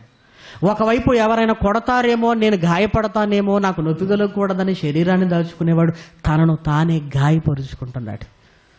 సాధువు చేయాలని ఎంతమంది ప్రయత్నించినా సంకెళ్ళు తెంపుకుంటున్నాడు. అంటే చివరికి గృహంలో నుంచి రోడ్డు మీదకి వచ్చేసిందండి జీవితం. చివరికి ఆహారము లేక, చివరికి పరిస్థితులన్నీ చేజాటిపోయి ఇక మా బ్రతుకు ఇంతే, చివరికి ఇక మరణంలోనికి వెళ్ళిపోవటం ప్రియమైన వారలారా. ఏమండి, ఆ యవనస్తుడు, ఆ వ్యక్తి ఎందుకు అలా ప్రవర్తిస్తున్నాడో మీరు చూడగలిగితే 7వ వచనాన్ని చూడండి. యేసు సర్వోన్నతుడైన దేవుని కుమారుడా, నాతో నీకేమి? నన్ను బాధపరచుకోమని దేవుని పేరట నీకు ఆనబెట్టుచున్నానని బిగ్గరగా కేకలు వేశాను. ఆయన అపవిత్రాత్మ ఈ మనుషుని విడిచిపొమ్మని వానితో చెప్పాను. మరియు ఆయన నీ పేరేమని వానిని అడగగా వాడు నా పేరు సేన. అంటే వాడిలో ఏమున్నాయో? అనేకమైన అపవిత్రాత్మలు వాడిలో. చూడండి 11వ వచనం. ఆ పందులలో ప్రవేశించినట్లు మమ్మను వాటి యొద్దకు పంపుమని ఆ దయ్యములు ఆయనను బ్రతిమిలాడుకొనెను. దయ్యములు. ఇక్కడ మీరు బాగా ఆలోచించగలిగితే వాడు అలా ఎందుకు ప్రవర్తిస్తున్నాడంటే అతనిలో ఏమున్నాయి? దయ్యములు ఉన్నవి. అతనిలో దయ్యములు ఉన్నవి. అంటే దయ్యము మనిషిని ఏ స్థితికి తీసుకుని వెళుతుందంటే ఒక పిచ్చి పట్టిన స్థితికి తీసుకుని వెళుతుంది. అది తారాస్థాయి. ప్రారంభం మనసులో వేదన, దాని ముగింపు మనకు పిచ్చి పట్టేయటం. ఏంటండి ఇంకా పట్టుమని 30 ఏళ్ళు నిండలేదు అలా ఉన్నాడంటే, ఆ రైల్వే స్టేషన్లో బస్ స్టాండ్లో అప్పుడప్పుడు ఎవరినైనా అడుగుతున్నప్పుడు, ఏమోనండి ఆ అమ్మాయిని ఏదో ప్రేమించాడట, ఆ ప్రేమించిన అమ్మాయి దక్కలేదట, ఇలా అయిపోయాడండి. ముందు మనోదుఖము. నువ్వు ప్రేమించిన అమ్మాయే నీకు దక్కనప్పుడు నీ జీవితం ఇంకా ఎందుకు? మళ్ళీ ఆమె కనిపిస్తే నువ్వు తట్టుకోగలవా అని ఆ పాత జ్ఞాపకాలన్నింటినీ ముందేసి, చూసారా మనుషులు ఎలా ఉంటారో, మనస్తత్వాలు ఎలా ఉంటారో. ఇక ఈ జీవితానికి చాలు బాధ, వేదన. ఇంకొక అమ్మాయితో నీ జీవితాన్ని ఎలా పంచుకోగలవు? నీ వల్ల అయ్యే పనేనాది? నీ వల్ల అవుతుందా? మనసులో వేదన, సంఘర్షణ. ఆ మనసును సముదాయించుకునే మాటలు లేకపోవటం వల్ల అయిపోయింది. నా జీవితం అంతా అయిపోయింది. దాని తీవ్ర దశలోనికి వెళ్ళగానే మన మనసు స్థితిని కోల్పోతుంది. ఆ కోల్పోయిన వాడు ఏం చేస్తున్నాడో కూడా వాడికి తెలియదు. చూసారా ప్రేమన్న వారులారా, మనల్ని అందరికంటే ప్రేమించే దేవుడున్నాడు అని మనం అర్థం చేసుకో. ఒక అమ్మాయి ప్రేమ కోసం పిచ్చి పట్టిన వాళ్ళు చాలా మంది ఉన్నారు ప్రేమన్న వారలారా. ఏమంటే దేవుడు కొరకు ఆయనకు పిచ్చేయండి అని ఎవరికైనా ఉందా ప్రేమన్న వారలారా? ప్రేమించేవాన్ని చూడటం లేదు మనం. ఒక అమ్మాయి ప్రేమ కొరకు పిచ్చి పట్టిన వాళ్ళు ఎంతో మందిని చూడగలమండి. ఏదో మనం అనుకుంటాం, అనుకున్న దానికి వ్యతిరేకంగా జరుగుతుంది. ఆ వ్యతిరేకంగా జరగగానే ఒక సంఘర్షణ ప్రారంభం అవుతుంది. ఆ సంఘర్షణ సతమతం అయిపోతుంటాం. మన మనసుకు సర్ది చెప్పుకునే స్థితి మనకు లేకుండా పోతుంది. ఏం చేయాలి? ఈ క్రమములో నిద్ర, ఆహారాలను మనం మానేస్తాం. ఈ క్రమములో ఒంటరిగా ఉండటానికి ఇష్టపడుతుంటాం. ఎప్పుడైతే నువ్వు నిద్ర మానేశావో, ఎప్పుడైతే నువ్వు ఆహారాన్ని జోలికి వెళ్లకుండా తదేకంగా కొన్ని నెలలు అలా బాధపడుతూ నువ్వు ఉంటావో, నీ మానసిక సమతుల్యత, బ్యాలెన్స్ కోల్పోతుంది. ఇక నువ్వెవరో నీకు తెలియదు. ప్రారంభం మనోదుఖం, ముగింపు శ్మశానం. ప్రారంభం ఇంట్లో ఒక గది. ఎవరు రాకండి, నాతో ఎవరు మాట్లాడకండి, నాకు జరిగింది ఈ ప్రపంచంలో ఎవరికి జరగదు, నాకు వచ్చిన కష్టం ఈ ప్రపంచంలో ఎవరికి రాదు. అసలు నిన్నేం జరిగిందో తెలుసా? అంతమంది ముందు నన్ను అవమానించారు. ఎన్ని వేల మంది ముందుకు నా గురించి మాట్లాడారో తెలుసా? మాటికి ఆ మాట మళ్ళీ జ్ఞాపకం రావటం. అబ్బా, మనసంతా ఒక మహాసముద్రంలా మారి అలలు ఎగిసి పడుతున్నప్పుడు ఒక ఘోష ఎలా ఉంటుందో, ఒక తీవ్రము మనసులో కడుగుతున్నప్పుడు వాటిని సద్దు మణిగింపజేయడానికి ఏ దారి లేకపోయేసరికి తల బద్దలు కొట్టుకుంటూ, జుట్టు పీక్కుంటూ, ఇక అక్కడి నుంచి బట్టలు చింపేసుకొని బయటకు వచ్చి శ్మశానాల వెంట రాళ్లతో గాయపరుచుకుంటూ, ఏమండి ట్రైన్ వస్తుందన్న సంగతి కూడా లేకుండా సంతోషంతో ముందుకు పరిగెత్తి చచ్చిపోయిన వారు కూడా ఉన్నారు ప్రేమన్న వారులారా. చూసారా దుష్టుడు ఎంత కసి లేకపోతే మనల్ని ఎలా మారుస్తున్నాడు, ఎంత పగ. మనల్ని దేవుని కొరకు బ్రతికింపకూడదని ఇదిగో వాడు ఎంత కట్టుదిట్టంగా లేనిపోని ఒక బాధను మనలో పెడుతున్నాడు ప్రియమైన వారలారా.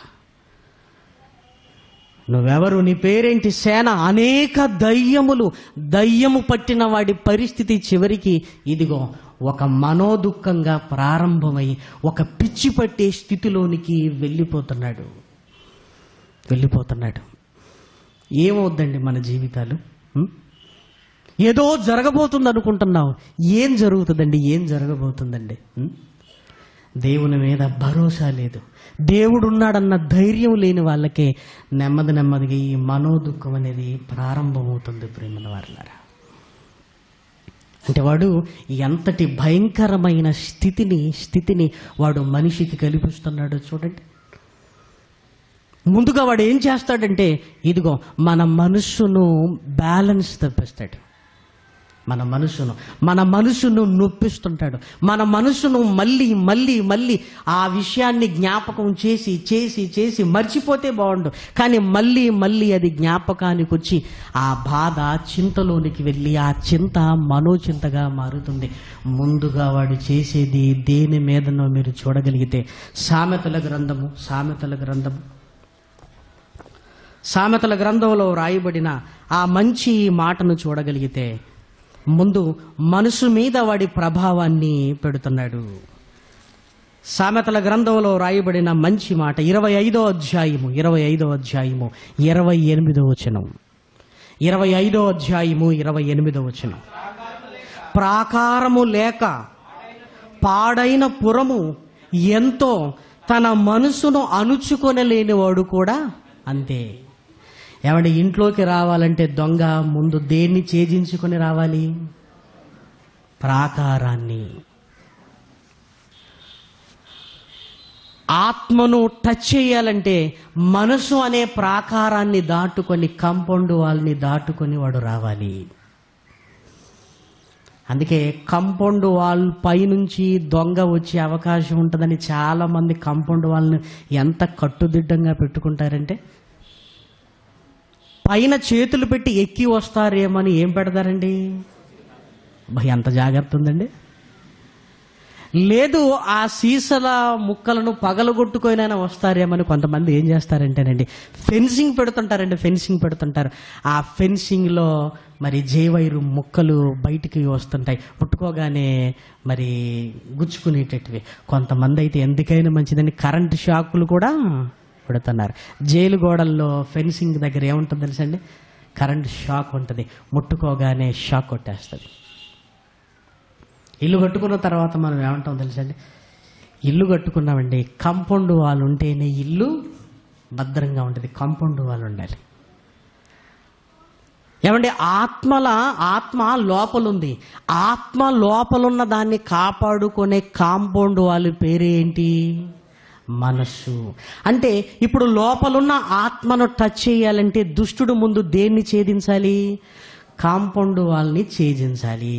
అందుకే ఇదిగో మనసును అణుచుకొనలేనివాడు అన్నాడు. అంటే ముందు మానసికమైన బాధ ప్రారంభం. ఎప్పుడైతే ఆ బాధ ఎక్కువ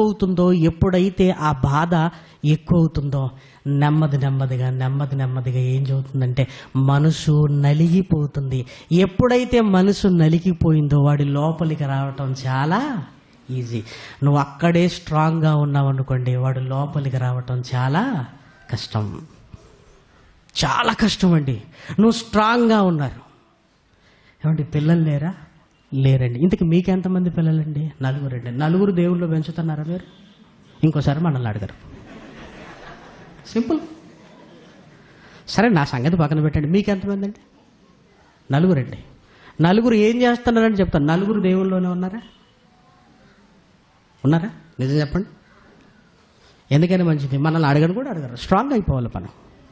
వాళ్ళు అడగటం, మనం బాధపడటం, వాళ్ళు అడగటం, మనం అప్పుడప్పుడు మనం కూడా అడుగుదాం. ఎందుకంటే నాకు ఇవ్వలేదు కనుక నాకు బాధ్యత లేదు, మీకు ఇచ్చాడు కనుక నాకంటే ఎక్కువ బాధ్యత మీకుంది. స్ట్రాంగ్ అయిపోవాలండి అంతే. వాడికి ఎంట్రన్స్ ఇవ్వకూడదు అసలు. ఒక్కసారి బాధపడటం స్టార్ట్ అయిందా ఏంటండి ఇంకా ఇల్లు కట్టుకోలేదంటే,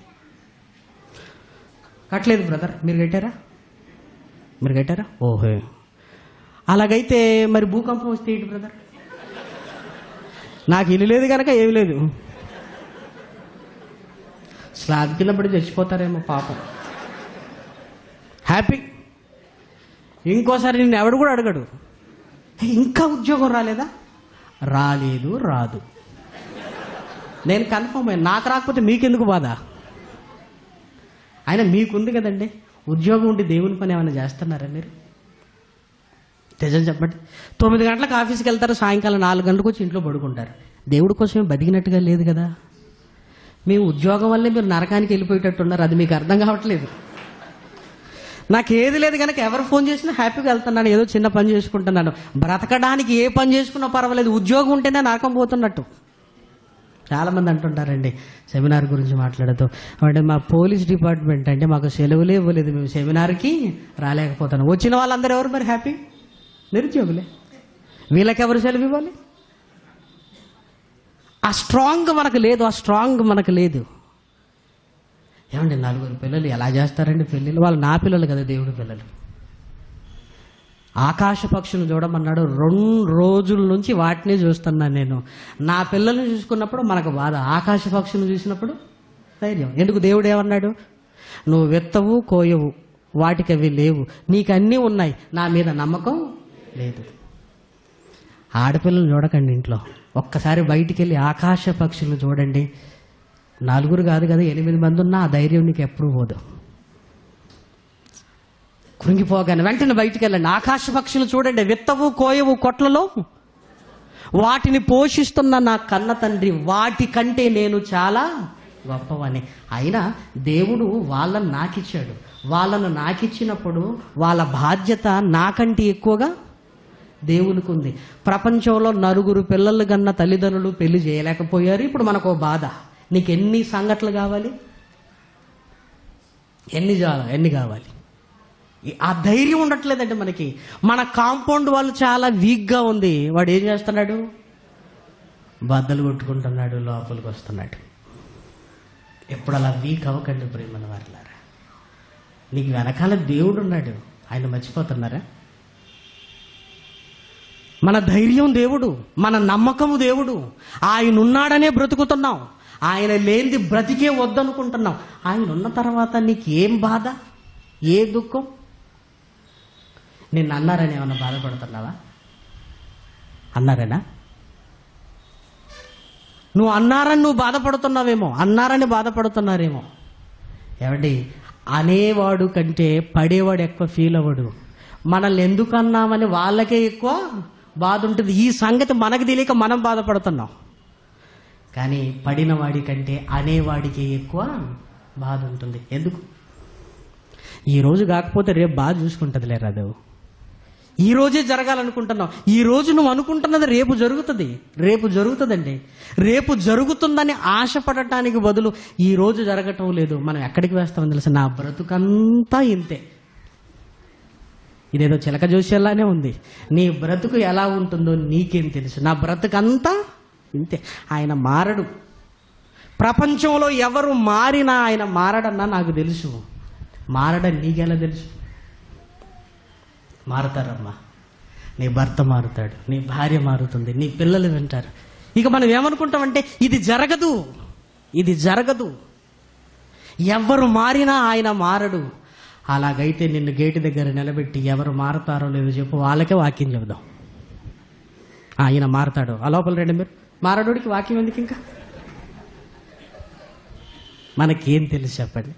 మనం అనుకుంటుంటాం ఈయన మారడు, వీళ్ళు మారరు, నా బ్రతుకు ఇంతే, నేనింతే, నా బ్రతుకు ఇంతే. నీ కాంపౌండ్ వాళ్ళు చాలా వీక్గా ఉంది. మారుతారు. నువ్వు అనుకున్నదే నీ జీవితంలో జరగబోతుంది. జరగడానికి నువ్వు అవకాశం ఇవ్వటం లేదు. ఇది ఇంతే అంటున్నావు, అది అంతే అంటున్నావు. నీ కాంపౌండ్ వాళ్ళు వీక్గా ఉంది. దేవుని మాటల ధైర్యం నీలో లేదు.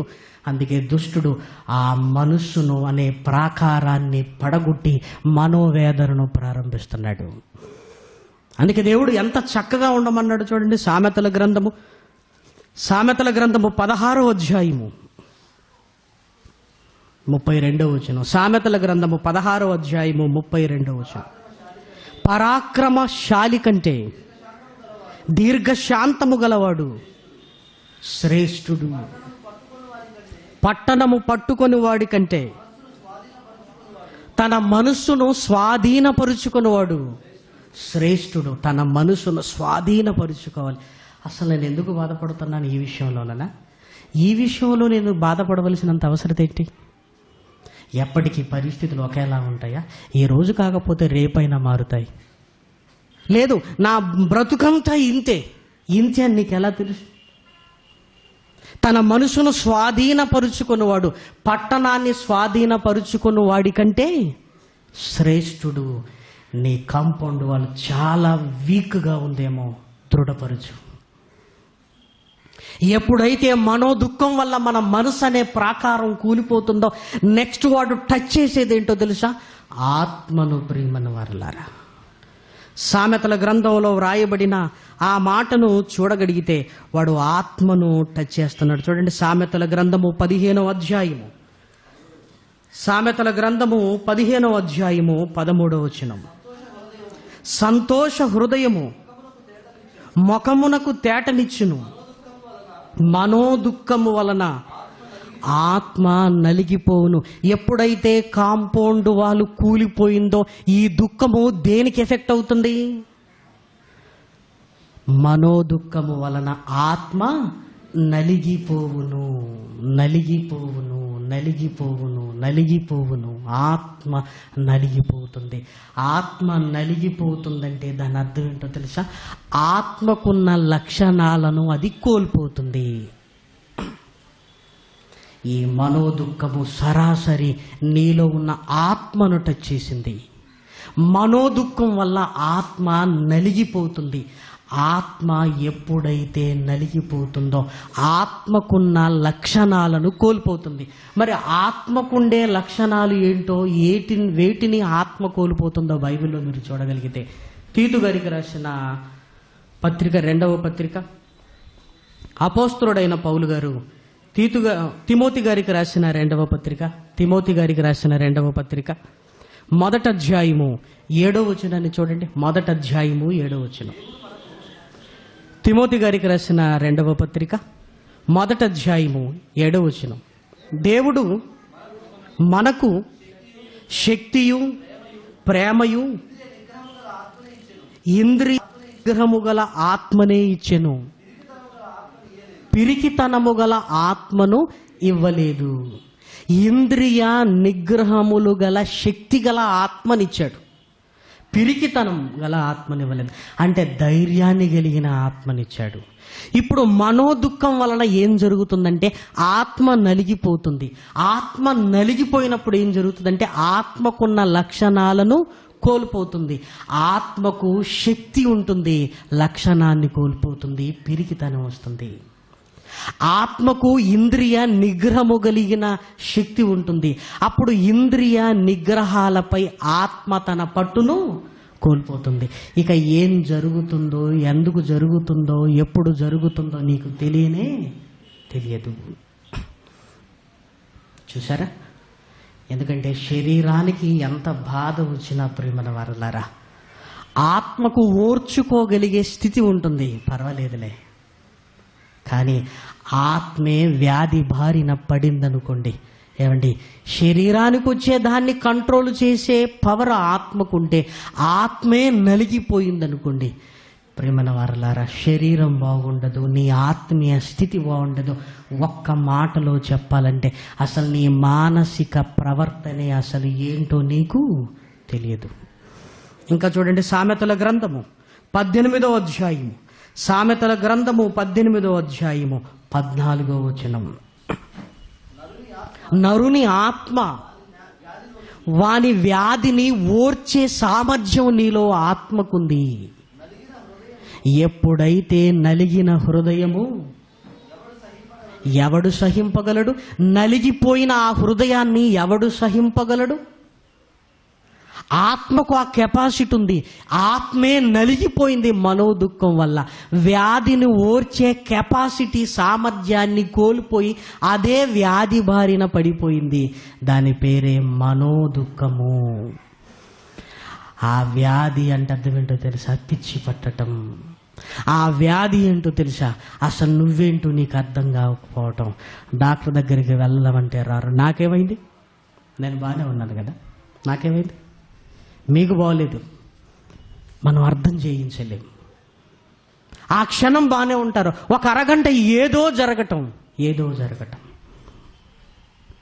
చూసారా?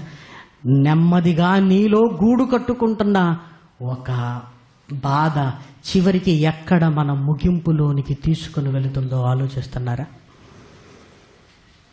సెల్ ఫోన్ ఉపయోగించినప్పుడు మెమరీ ఫుల్ అనగానే ఏం చేస్తామంటే మనం డిలీట్ చేస్తాం. ఏమండి, నీ మనసులో మెమరీ ఫుల్ అయిపోయింది. ఆ బాధ జ్ఞాపకాలు మెమరీ ఫుల్ అయిపోయిన తర్వాత ఇంకేమీ లోపలికి వెళ్ళదు. మరి వెళ్ళాలంటే ఏం చేయాలి? మన మనసులో ఉన్నవన్నీ డిలీట్ చేయాలి. ఇప్పుడు మన వారిలారా అన్నీ అన్నీ అన్నీ అన్నీ. ఒక తండ్రి అంటున్నాడు, నా కూతుర్ని బాగా ప్రేమించానండి నేను, నాకు చెప్పకుండా వివాహం చేసుకుంది. ఆ రోజు నాకెంత బాధ అయిందంటే, నన్ను మోసం చేసిందని నా కూతురు, నేను అంత ప్రేమించాను కదా, ఎందుకోనని నేను సహించుకోలేకపోతున్నాను. అదే దుఃఖము ఆయనలో ఎక్కువైపోయింది. ఏమంటే ఏమో అందరినీ క్షమించగలుగుతున్నానండి, నా కూతురు విషయం దగ్గర రాగానే నా మనసును నేను సముదాయించుకోలేకపోయాను. నన్ను మోసం చేసింది. ఆ బాధ నన్ను వెంటాడుతుందండి. మనోదుఖము. ఆ దుఃఖం తీవ్రమైపోయింది. ఒకరోజు హార్ట్ అటాక్ వచ్చేసింది. దేవుని దయ వల్ల మళ్ళీ బాగుపడ్డారు. ఏంటి సార్ మీకేంటి? ఏంటి బాగున్నారు కదా, రిటైర్ అయిపోయాడు, చక్కటి పెన్షన్ వస్తుంది. ఏంటంటే ఏమోనండి, ఆ దుఃఖము. చూసారా? అన్నింటినీ కొన్ని మర్చిపోతుంటాం, కొన్ని మాత్రం నీలో ఉండిపోతాయి. నువ్వు తీసివేసుకోగలిగినవి నీకెప్పుడూ ప్రమాదం కాదు. నువ్వు తీసివేసుకోలేనివి ఎన్ని డిలీట్ చేస్తున్నా కొన్ని ఉంటాయి. ఆ కొన్ని చాలా ప్రమాదంగా మారిపోతాయి. అందరిని క్షమించిన మీరు మీ కూతురుని ఎందుకు క్షమించలేకపోతున్నారండి? ఏమో బాబు, నేను ఇక్కడికి రాగానే ఏదో స్ట్రాంగ్ అయిపోతున్నాను. మరి పలానా వాళ్ళ మీద మిమ్మల్ని చాలా అన్నారు కదంటే, జీవితం అన్నాక ఎన్నో వస్తుంటే అంటుంటారు, పోతుంటారు. అందరినీ క్షమిస్తున్నాడు, అదొక్కటి మనసులో పెట్టుకున్నాడు. ఆరోగ్యం తీవ్రమైపోయింది. మానసికమైన వేదన. ఏమంటే ఈరోజు అన్నిటినీ మీ హృదయంలోంచి తుడిచివేయగలరా?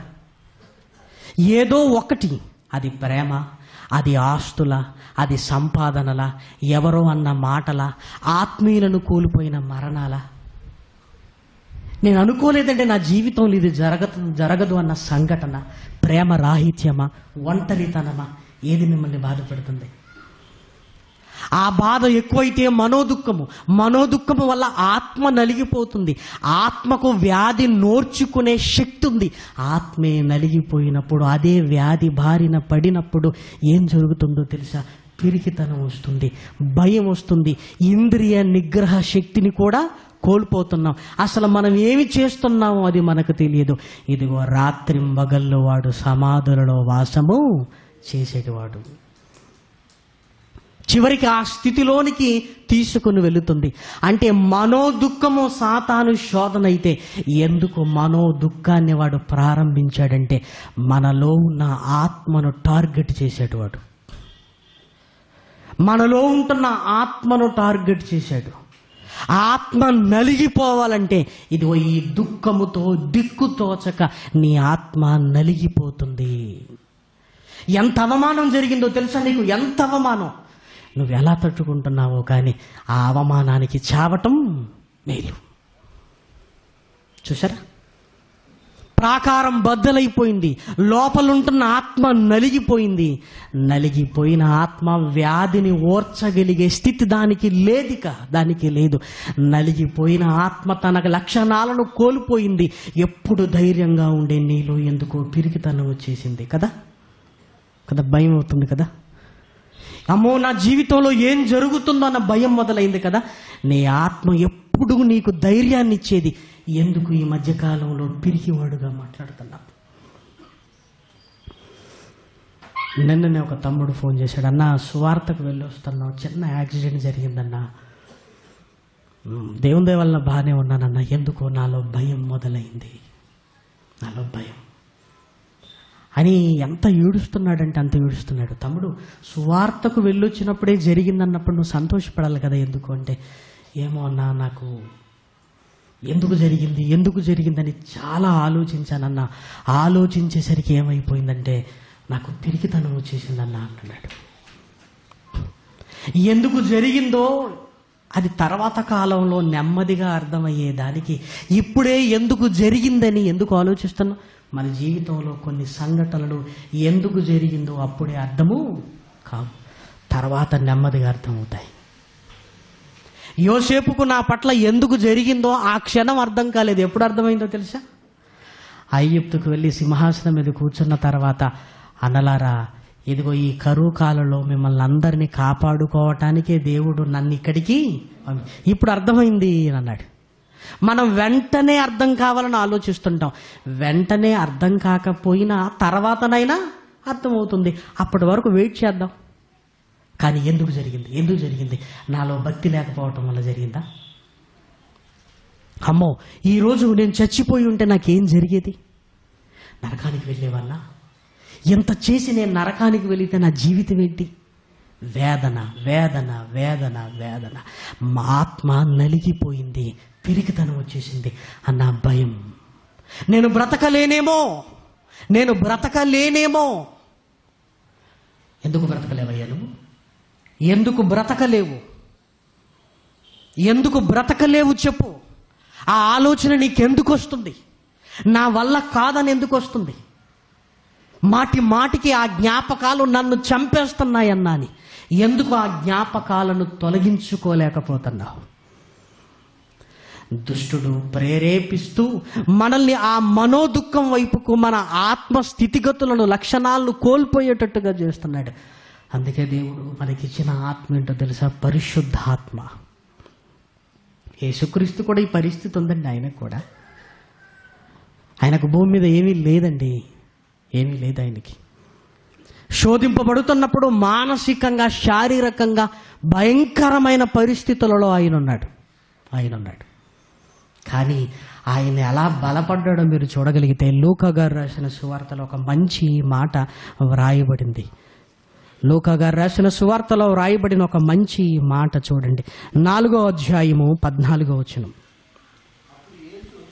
అప్పుడు యేసు ఆత్మ బలముతో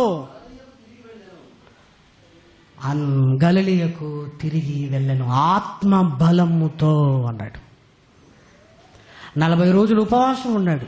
శారీరకంగా కృంగిపోయాడు.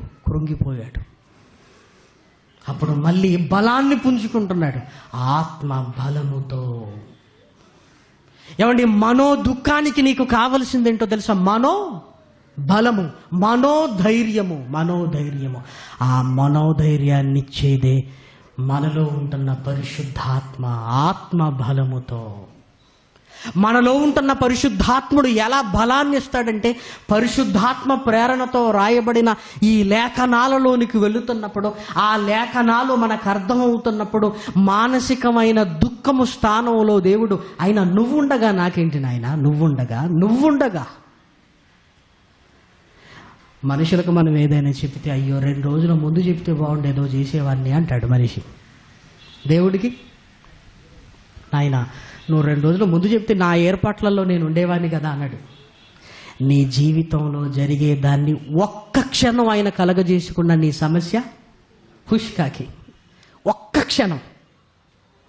మనిషి ఇప్పుడు నేనేం చేయలేను, 2 రోజుల ముందు చెప్తే బాగుండు అంటాడు. దేవుడు ఏ సమస్యతో నువ్వు బాధపడుతున్నావో ఒక్క క్షణం తలుచుకుంటే, ఒక్క క్షణం ఆయన ఆలోచిస్తే పోయే సమస్యను మనం ఆలోచించి ప్రతి క్షణం బాధపడి దుఃఖంలోనికి వెళుతున్నాం. న్యాయమేనంటారా ఇది? వద్దు ప్రియమైన వారలారా. క్రైస్తవుడు అనగానే సంతోష హృదయము, సంతోష మొహం కలిగిన వాడు. మనల్ని చూడగానే దేవుని నమ్ముకున్న వాళ్ళంతా బతుకులంతా ఇంతే. ఆ మొహం చూడు ఎలా ఉందో అన్నట్టుంటామండి. మన మొహాలు నిరసించిపోయి ఏమైందిరా అని చూసిటోడు కంగారు పడుతుంటాడు. సంతోషంగా ఉండాలి. సంతోష హృదయము ముఖమునకు ఏది హ్యాపీనెస్. ఎలా ఆనందపడమంటారంటే మాకున్న సమస్యలు అంటే, సమస్యను బట్టి ఆనందపడమనట్లేదు, ఆ సమస్యను పరిష్కరించే దేవుడు ఉన్నాడని ఆనందపడు. నీ కన్న తండ్రిని ఎప్పుడైనా అనుభవించావా? ఎప్పుడైనా ఆయన ఇచ్చే ధైర్యాన్ని ఏ రోజైనా అనుభవించావా? ఏ రోజైనా? ఏమంటే ఫీల్ అవ్వండి ప్రియమైన వారలారా. నీ దేవుడిచ్చే ధైర్యాన్ని ఫీల్ అవ్వండి. అసలు ఆయన ఏమనుకుంటున్నారు? అసలు ఆయన బలహీనుడైతే మనం బాధపడదాం, మనం ఆలోచిద్దాం. ఆయన ఎంత బలవంతుడో తెలుసా నీకు? ఎంత బలవంతుడు ఆయన. అంత మహాదేవుని దగ్గరకు వచ్చిన నువ్వు లోకానికి ఎలా కనపడుతున్నావు అంటే, నమ్ముకుంటే ఇలా అయిపోతాం మన బ్రతుకులు కూడా, ఎందుకని మంచిది ఇప్పుడే బాగున్నావురా అంటున్నాడు. దేవుని నమ్మిన మన మొహంలో ఆనందం కంటే నమ్మనోడే ఆనందంగా కనపడుతున్నాడు మనకి.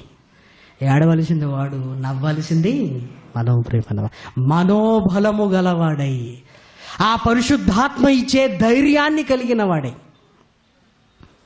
తన ప్రాకారాన్ని స్థిరం చేసుకున్నాడు. ఆ ప్రాకారాన్ని బద్దలు కొట్టాలనుకున్నాడు. ఆహారాన్ని చూపించాడు, సిరి సంపదలను చూపించాడు, అనుమానాన్ని కలిగించాడు. ఆ ప్రాకారాన్ని బద్దలు కొట్టలేకపోయాడు. ఆత్మ బలము గలవాడై గలిలయలోనికి వెళ్ళెను అన్నాడు. ఆ బలము మనలోకి రావాలి. దేవుని మాటలు నిన్ను ఆదరిస్తుండాలి. దేవుని మాటలు నీ జ్ఞాపకంలో ఉండాలి. దేవుని మాటలు నీ కాంపౌండ్ వాళ్ళని సాతానుడు టచ్ చేయకుండా ఉన్నతమైన మాటలతో నువ్వు కట్టుదిట్టంగా ఉండాలి. ఎన్ని జరుగుతున్నా దేవుడున్నాడు నాకు, దేవుడుండగా నాకేంటి, ఆ ధైర్యాన్ని నువ్వు అనుభవించాలి ప్రియమైన వారలారా. ఆ ధైర్యాన్ని గిద్యోను, లే మిద్యానీయుల మీద నీకు విజయాన్ని ఇస్తాను అన్నప్పుడు నా వల్ల అన్నాడు.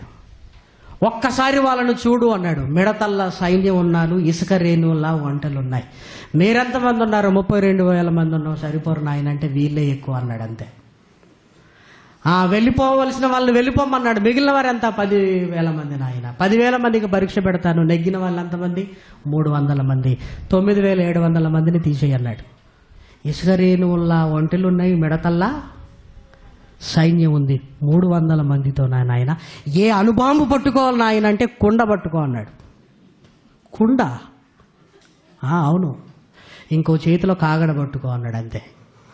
పో అన్నాడు. అంతే. కుండ పగలగొట్టు అన్నాడు. కుండ పగలగానే వాళ్ళు ఏమనుకున్నారట? మా తలకాయలే పగిలిపోతున్నాయి అనుకున్నారట. అంతే. ఒకరినొకటి పొడుచుకున్నాడు. ఎందుకు భయపడాలి? ఎవరిని చూసి భయపడాలి? ఎవరు ఆయుధాలను చూసి భయపడాలి? దుష్టశక్తి కంటే దైవశక్తి గొప్పదన్న నమ్మకం నీలో లేదా? సాతానుకున్న బలము కంటే దేవుని బలము గొప్పదన్న ధైర్యం నీలో లేదా? నీ మనసు ఎందుకు కృంగిపోతుంది? ఏం జరిగితే కృంగిపోతున్నావు? ఏం జరిగిందని కృంగిపోతున్నావు? నీ దేవుడు శక్తిహీనుడని కృంగిపోతున్నావా? మిడతల్లాంటి సైన్యం ఉంటే ఓ కుండతో పట్టి గెలిపించిన నీ కన్న తండ్రి గురించి నువ్వేమనుకుంటున్నావు? ఈ సందర్భాలు ఎప్పుడు చదవలేదా? ఎప్పుడు ధైర్యాన్ని ఇవ్వలేదా నీకు? ఒక్కసారి 66 పుస్తకాలలోనికి వెళ్ళి ఆ మాటలు చూడు. నేనున్నాను అన్న ఆ మాట చూడు. నన్ను నమ్మినవాడు ఎన్నడూ తొనకడు ఆ మాట చూడు. ఆ మాటలో ఉంటున్న ధైర్యాన్ని చూడు. ఎందుకు మానసికమైన వేదనతో చివరికి ఆత్మను నశింపచేసుకునే స్థితిలోనికి మనం ఎందుకు వెళ్ళిపోవాలి ప్రియమైన వారలారా? వద్దండి. ఆత్మను కృంగిపోనివ్వకూడదు. ఆత్మను కృంగిపోకూడదు. వాటి టార్గెట్ ఏంటంటే ఈ మనోదుఖం వల్ల నీ ఆత్మ నలిగిపోవాలి, లక్షణాలను కోల్పోవాలి, చివరికి నీ ఆత్మ నరకానికి వెళ్ళటానికి ఈ దుఃఖాన్ని ప్రారంభించాడు. బైబిల్లో రాయబడిన మరొక మాటను, అద్భుతమైన మాటను మీరు చూడగలిగితే, కీర్తనల గ్రంథము 77వ అధ్యాయము 3వ వచనాన్ని చూడండి. కీర్తనల గ్రంథం 77వ అధ్యాయము 3వ వచనం.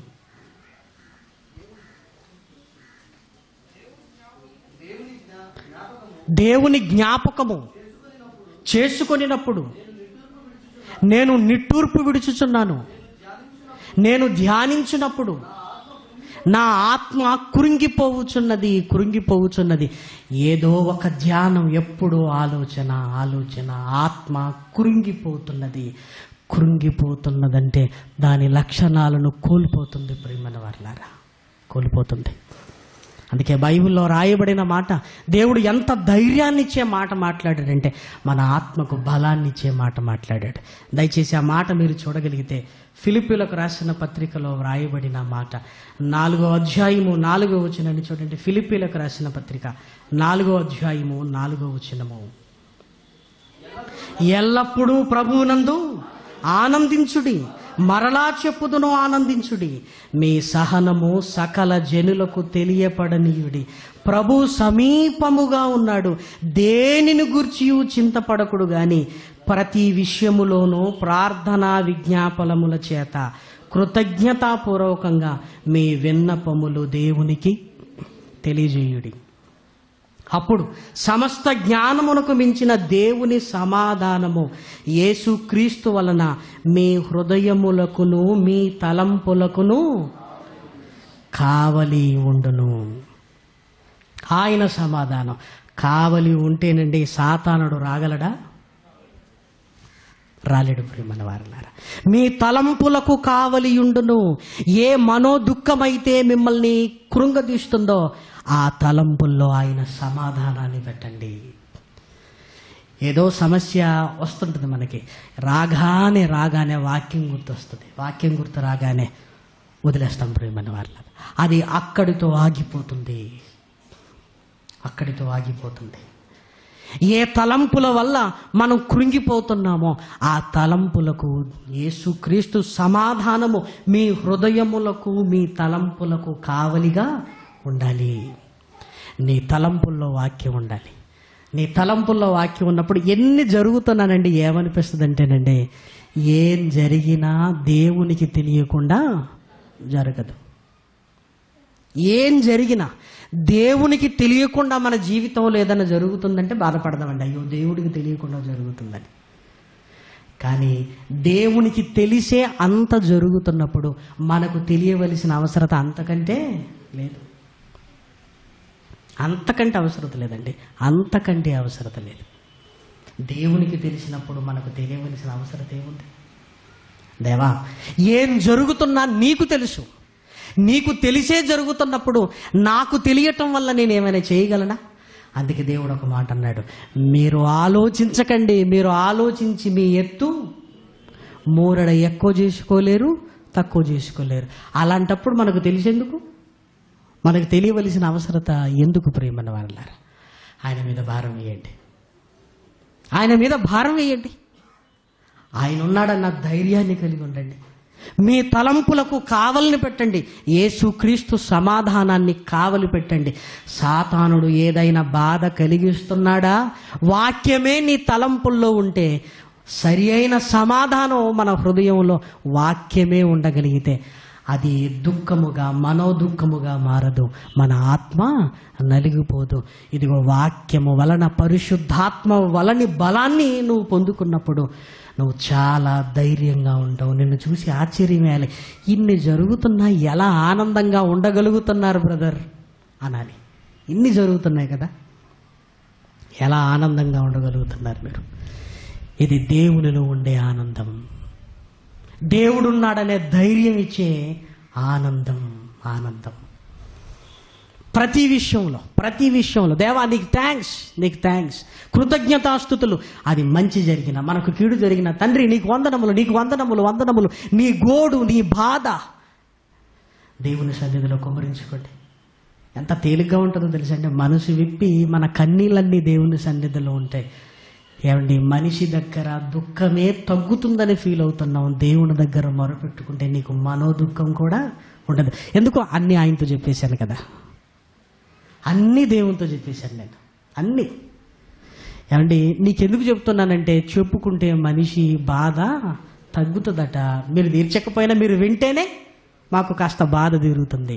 మామూలు దుఃఖం తగ్గాలంటే మనిషితో చెప్పాలి, మనో దుఃఖం తగ్గాలంటే ఒకరోజు టైం చూసుకోండి. నీ మనసంతా కుమ్మరించి నీ బాధంతా ఆయన దగ్గర వెలగకు. అప్పుడు ఏమనిపిస్తుంది అంటే, నేను దేవునితో చెప్పినప్పుడు ఇంకా నేను ఎందుకు బాధపడాలి, ఆయన ఉన్నాడు కదా. మనుషులతో చెప్పలేక చివరికి దేవుడితో కూడా చెప్పుకునే స్థితి లేకపోవటం వల్ల నలిగిపోతూ చివరికి ఆత్మ నరకానికి వెళ్ళిపోయే స్థితిలోని వెళుతున్నా. ఒకరోజు చూడు, మనిషికి చెప్పితే నీ గురించి నువ్వు ఇలాంటోడు అని అనుకునే అవకాశం ఉంటుంది. నీ కన్న తండ్రి అలా అనడు కదా ఎప్పుడు కూడా. ఆయనకు తెలియని రహస్యాలు ఏమైనా ఉన్నాయా మనకి?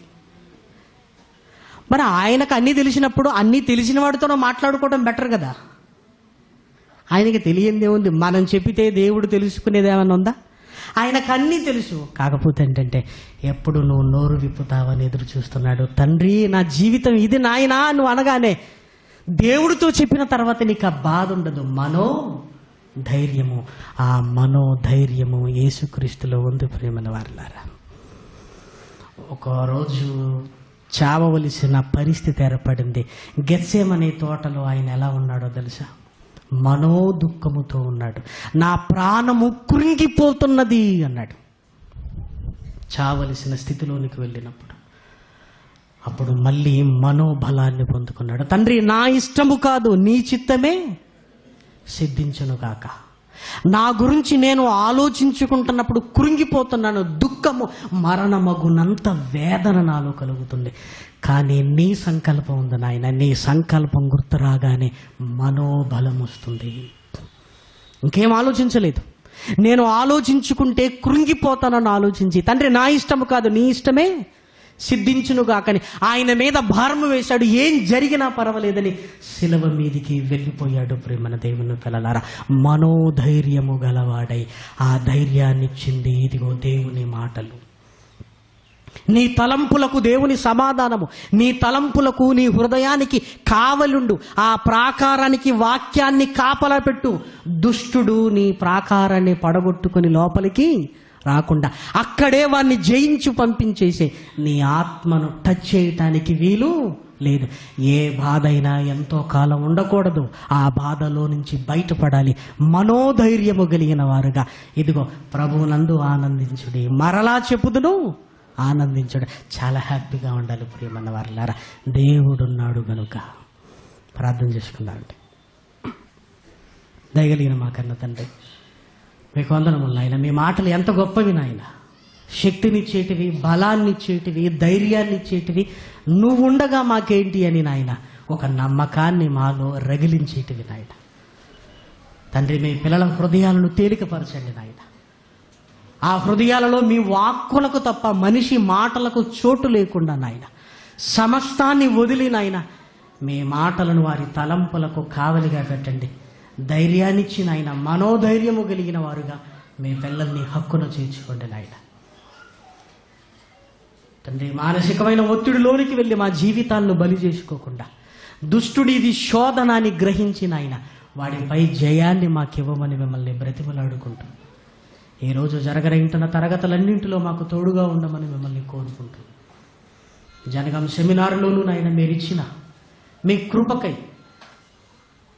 మీ మహోన్నతమైన ప్రేమకై మీకు వందనములు, స్తుతులు, స్తోత్రములు చెల్లిస్తూ కూడి వచ్చిన మీ పిల్లలందరినీ రోజంతా వారి హృదయాలలో మీ వాక్కులు నింపి పంపగలరని కోరుకుంటూ క్రీస్తు నామమున ప్రార్థన అడుగుతున్నాం తండ్రి. ఆమేన్.